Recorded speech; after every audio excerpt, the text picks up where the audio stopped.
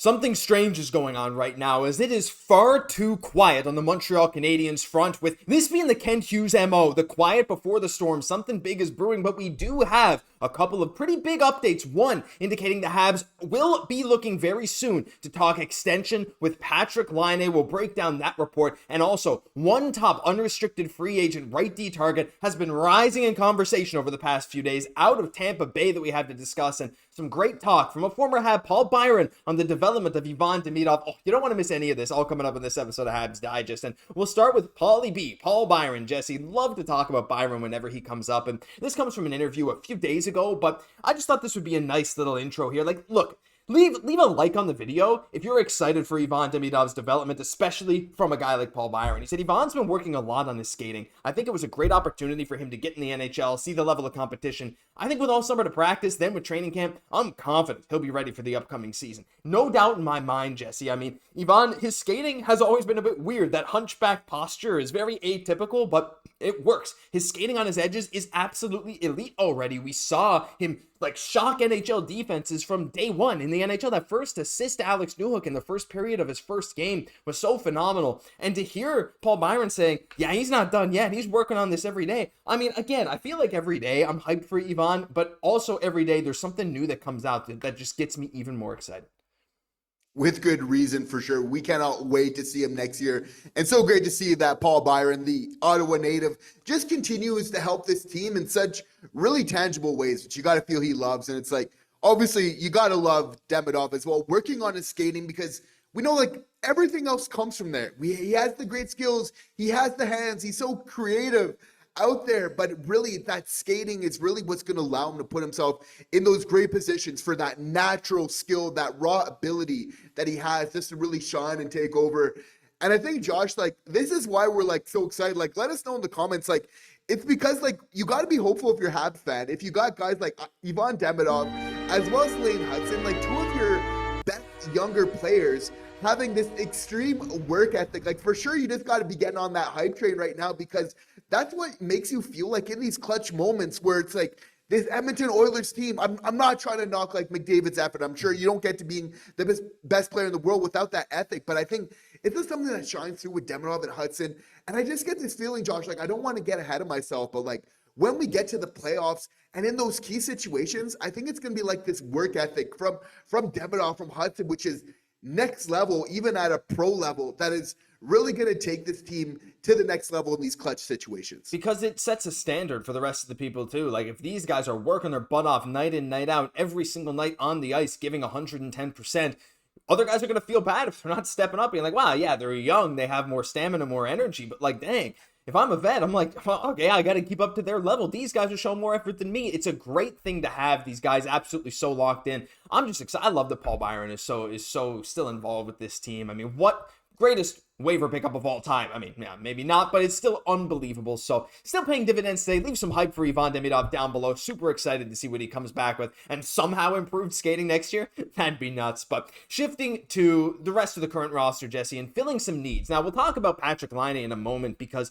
a lot of his contract projections are very interesting and maybe less than we would have expected. But again, I digress. We'll get to that in a minute. There's another hole that the Montreal Canadiens need to fill right now. And if I bring up the lineup, where is it? Oh, well, I just spoiled it. There's the lineup. That's what I was looking for. Well, spoiler. I mean, I think you probably already knew who we were talking about. But on defense, again, not going to stay too long on this. We need right shot defensemen. Again, if Ryan Bacher and you are not ready, that's fine. And there's one name that's circulated. I believe Marco D'Amico brought this up. I've seen Arpen Basu mention this name. Even just some people online have been talking about this name. And that's Nick Perbix out of Tampa, Jesse. And he's a very interesting player. Now, again, he's not the most physical in the world. 67 hits in 74 games this year. 50 hits, 67 block shots. A lot of giveaways, but he's actually very interesting. He really kind of rose out of nowhere after a bunch of seasons at St. Cloud State, had a great time with Syracuse, really pushed his way to Tampa. This year was a bit of a down year, but he's 6'4", and he's over 200 pounds, Jesse. In terms of a third pairing right shot defenseman who's probably projected to only make just over $3 million a year on a 3-year deal, if we're talking a short-term David Savard replacement, there's not many guys I think that would better fit the bill than a guy like Nick Perbix, especially in a weak free agency class. Though, again, I don't see him as much more of a bottom pair guy for the short term. So again, I feel like maybe Montreal would want someone a little more impactful, but as a stopgap, I'm not totally opposed to this. No, that's it. And you have to feel like every single day that Kent Hughes, it's probably more likely that he's going to be making his splash in free agency as it's really approaching here. And again, Frank Saravalli has our boy Perbix here listed at 42nd overall. Like, not like the most physical guy, probably not like the best option, but at the same time, pretty good rush defender in a lot of ways. Plays a little bit more of that defensive game, right hand side. And again, a fit for playing a little bit more of that defensive guy, someone we can put on that third pairing has been very much, kind of the calling card that I think that Kent Hughes is really looking for right now. Really just to get a little bit more of that balance. And I think definitely giving a little bit of time to Reinbacher and Mailloux makes sense. Like, just in the same way how you made Hutson kind of have to steal a lot of like those top sparings, first PP unit type spots. Like, it'd be really nice to kind of get some other guys in there where they really kind of have to earn it a little bit more, and you have to feel like that would really help. Like, you want to get Reinbacher's development right, and I think when you're bringing in Perbix, like, it's not just his impact on the team, but I think also on Reinbacher's development and Mailloux's that you really need to consider. And I think there's value with both of that, of like bringing in some insulation there. Reinbacher, for one, has a lot of upside, but there's been some problems with injuries of late. Having a little bit of an insurance case there matters. Mailloux, amazing offensive tools. We love the shot. Looks like he could be dominant kind of in a set piece, power play type of guy in the NHL. Defensive liabilities for sure. So I think bringing in a guy who plays a little bit more of a defensive game, maybe still a little bit of holes, probably not the first option, but definitely kind of that prototype I think that Kent Hughes should be looking for. Absolutely. Yeah, I mean, just kick tires at the very least. Like, I mean, the dude's played with Tampa for a while. They probably won't be able to hold him based on the price that he'll go for in free agency. But in a weak right D free agency class, I worry about overpaying. Now, with the cap going up, it's fine, but you look at what Tampa fans are saying about Perbix. He gets worse as the game speeds up, right? Against a solid forechecking team like Florida, he was prone to making a lot of mistakes, had a lot of giveaways this year, but in terms of a third pairing right-hand shot guy, 6'4", plays a decent game, can't really ask for much more. Now, before we move on to Patrik Laine, Jesse, if we're talking trading for Nick Hague or signing Nick Perbix in free agency where you don't have to give up anything, which one of those do you think you'd favor? Because I think those are the two things right now that if we're talking adding some size in those bottom four defenseman pairings. Like, to me, I would probably still lean towards Perbix in that case. You don't have to give up much, but I think I prefer Hague as a player. It's maybe a bit of a tough decision. Yeah, I'd probably go with Hague, but at the same time, with Perbix, it's like you're looking at anywhere from 2.6, 2.8. I know, Josh, you've seen some projections being a little bit higher than that as well, which obviously with the cap going up could definitely still be the case as well. Still a pretty good value here for on that third pairing that you're getting. I think just adding a little bit of that vet presence, I think makes a lot of sense. Like, we don't need to do a whole lot on that back end. I think it makes sense to keep it low key, given the good nature of the players we have coming up. At the same time, a little bit of help just in the meantime, I think would absolutely be good for him by Kent Hughes. Let us know what you think down below. Maybe a 2-year deal for Nick Perbix, something like that, if you were to get him. Or maybe you don't like him at all. Leave your thoughts down below. But no, Jesse, it's time now to talk about this Laine stuff. And again, like, I feel like it's been too quiet for Montreal. I feel like something big is coming soon. Because we remember, even on the Laine note, before we traded for Laine, there was like mild rumors, but nothing really crazy. And then bang, out of nowhere, we all remember the 2022 draft, like that trade on draft night. Holy crap, shocked us all. These moves that Montreal makes, sometimes they're predictable, like Sean Monahan getting traded to Winnipeg at the time, right? Sure, that's fine. We knew that was happening. That was made clear. But even this deadline, we had no idea what was going on. We saw teams were kicking tires. Everything's silence in Montreal. We didn't even get the report until after Taves signed somewhere else that Montreal was in on it.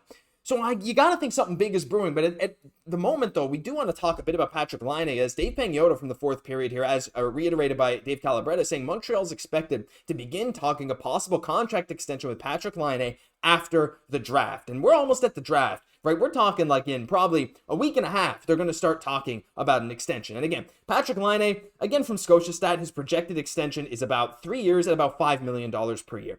At that price, I think I'd be okay with it, Jesse. But to me, my big thing here is there is no rush. I understand wanting to talk about extension. Get that number out there. Say, this is what we'd like. Maybe if you're Kent Hughes and team like Kent Hughes and co. Listen, Patrik, if you hit these benchmarks, we'll have no problem extending you. But we need to see your performance first. Am I at a line there thinking like there is almost not no use in talking extension, but I would be baffled if an extension actually gets signed before the start of next season. I mean, even with the injury, like, let's say it didn't happen next year, I think it would be premature to be talking about a contract extension already. Josh, like, I find this concerning out of left field, and I think it's definitely absolutely too early in the game where we just need to see more out of Patrik Laine. And now we believe in him. We think that he can be a good player, and he's shown good glimpses there as well. But I think it's fair to say, Josh, and I love to see how our viewers feel about this as well, is that the reason the Florida Panthers had such success this year was because they had 4 lines where everybody's going full tilt. They're buying in to what they need to do. They're engaging physically. They're finishing off their checks. Have we seen that all the time from Patrik Laine? No, like that's been missing. As much as we love the player, and I believe in him, but this is going to be like an interesting kind of test of Martin St. Louis. Like, can he kind of tame this horse, right? To kind of like buy into the system and really kind of do what's going to help this team long term. Because if Patrik Laine is engaging physically, and I'm not asking him to be the enforcer, the spoon out here, right? But we're just asking him to finish his checks, to back check, and we've seen glimpses of it. Like, we know we can. We even saw improvements, dare I say, Josh, but like not nearly enough, right? I think a lot of our viewers will agree with that. But like this year, this is going to be this big test, and I think there's good motivation with him being contract year.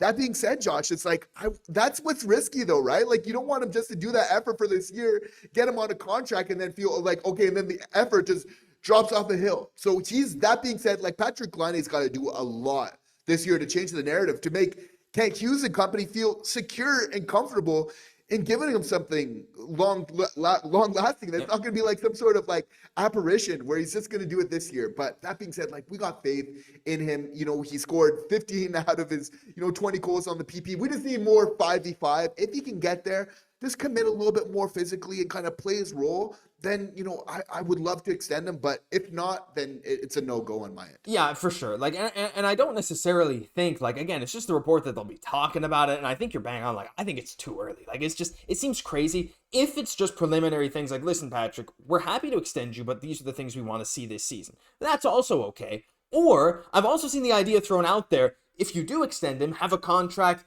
laden with incentives, right? Like X amount of 5v5 points, X amount of power play goals, X amount of games played, time on ice per game, this kind of stuff. But if you're a player, like, you probably don't want to sign that. You'd much rather the guaranteed money. You'd much rather not sign that extension and bet on yourself to have a great year. And contract year, you see people step up all the time. But like, yeah, this is going to be one of the more interesting years, I think, in the NHL, Jesse, is watching Patrik Laine this year, what he can do, if he can bounce back. Look, he still did some great things. We're not in the playoffs without him. 15 power play goals this year. Again, 4th in the NHL, and he missed almost half the season. He is a phenomenal hockey player. But he was outclassed in the playoffs when he wasn't injured there, of course. He was outclassed at 5v5. There's just a need to see what's going to happen here. At $5 million, might be worth taking the gamble, but I don't think he'd be willing to take that gamble. We'll have to just wait and see, but let us know your thoughts. First off, is something big coming because of this radio silence? Something feels big, but look, regardless, let us know your thoughts on Laine, Perbix, Demidov, all that great stuff, because that'll do it for this episode of Habs Digest. If you enjoyed, leave a like, comment, subscribe to the channel. Thank you all for tuning in every single day. I'm Josh Gosse, my co-host, Jesse Poirier. We'll catch you in the next one.